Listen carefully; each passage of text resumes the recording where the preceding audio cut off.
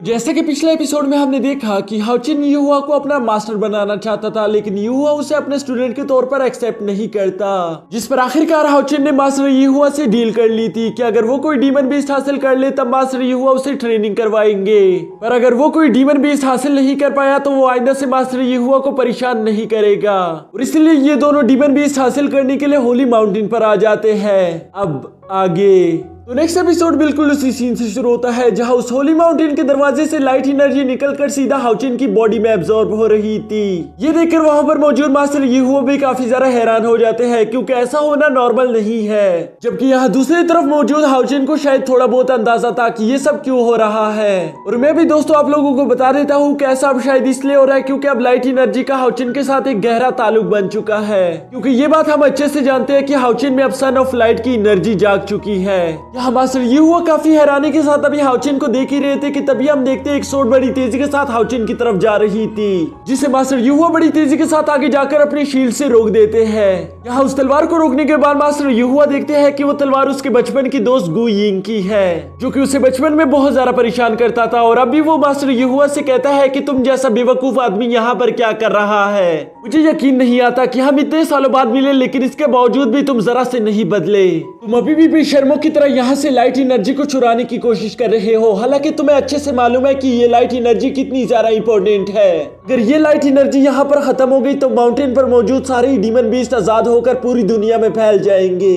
जबकि मास्टर युहुआ उसे कहता है कि तुम भी नहीं बदले, क्योंकि तुम्हें हमेशा से लगता था कि जैसे तुम कोई हीरो हो। यहाँ पर कुछ भी गलत नहीं हो रहा, इसलिए तुम्हें फिक्र करने की कोई जरूरत नहीं। जबकि साथ ही हम देखते हैं कि गु यिंग का बेटा भी वहाँ पर मौजूद था, जो कि अपने फादर से कहता है कि हम इस आदमी के साथ अपना वक्त क्यों बर्बाद कर रहे हैं, हमें जल्द से जल्द उस लड़के को रोकना होगा। और वो ये कहते हुए बड़ी तेजी के साथ आगे बढ़ते हुए हाउचिन पर अटैक करने ही वाला था, लेकिन तभी उस होली माउंटेन के गेट से एक बूढ़ा आदमी निकलता है, जिसने गु यिंग के बेटे पर अटैक करके उसको पीछे हटा दिया था। साथ ही वो हाउचिन को भी उस एनर्जी से रिलीज करके आराम से नीचे उतार देता है। मास्टर युहुआ उन्हें देखकर समझ गए थे कि ये ओल्ड मैन एक 9th रैंक के नाइट है, जो कि इस जगह की हिफाजत करते हैं। वो फौरन ही हाउचिन के साथ उनके सामने झुककर कहते हैं कि हमें माफ कर देना, हमारा कोई भी मकसद आपको परेशान करने का नहीं था। हम यहाँ पर सब टेम्पल से आए हुए हैं ताकि मैं अपने स्टूडेंट के लिए एक डीमन बीस्ट को हासिल कर सकूं।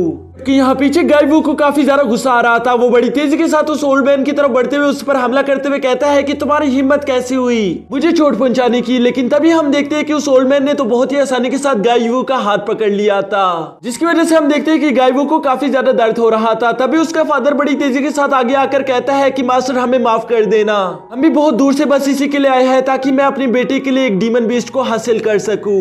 यहाँ हाउचिन मास्टर युहुआ से पूछता है कि मास्टर क्या आप इन लोगों को जानते हो, जिस पर मास्टर युहुआ की बचपन की यादें उनकी नजरों के सामने आ गई थी। लेकिन तभी वो हाउचिन से कहते हैं कि नहीं, बस ये मेरे क्लास फेलोज थे।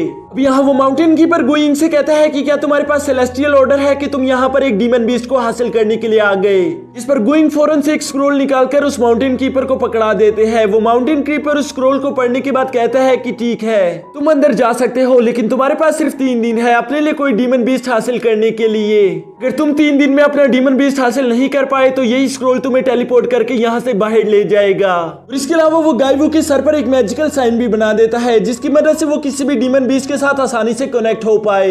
यहाँ इजाजत मिलने के बाद हम देखते हैं कि गाय वू काफी ज्यादा करते हुए हाउचिन को चिढ़ाकर उस होली माउंटेन में इंटर हो गया था, जो देखकर गु यिंग वहां से जाने ही वाला था। लेकिन तभी वो रुककर मास्टर युहुआ से कहता है कि तुम बहुत बड़े बेवकूफ हो, क्या तुम्हें नहीं मालूम कि इतने छोटे बच्चों को डीमन बीस्ट नहीं मिलता, लेकिन इसके बावजूद भी तुम एक छोटे से बच्चे को लेकर यहाँ पर आ गए। इसके बाद हम देखते हैं कि गु यिंग वहां से चला जाता है, जिसके बाद मास्टर युहुआ वही सेलेस्टियल स्क्रोल निकालकर उस ओल्ड मैन के सामने प्रेजेंट कर देते हैं। इस बार हाउचिन का स्क्रोल पढ़ते हुए उस आदमी को काफी बड़ा शौक पड़ गया था। वो हैरान होते हुए कहता है कि ये कैसे मुमकिन है। वो फौरन से हाउचिन को अपने पास बुलाकर उसको चेक करना शुरू कर देता है, जिसके बाद वो कहता है कि हाँ ये बात है तो सच, तुम इतनी छोटी उम्र में एक ऐसी नाइट कैसे बन गई। जिस पर हाउचिन सिर्फ मुस्कुरा देता है।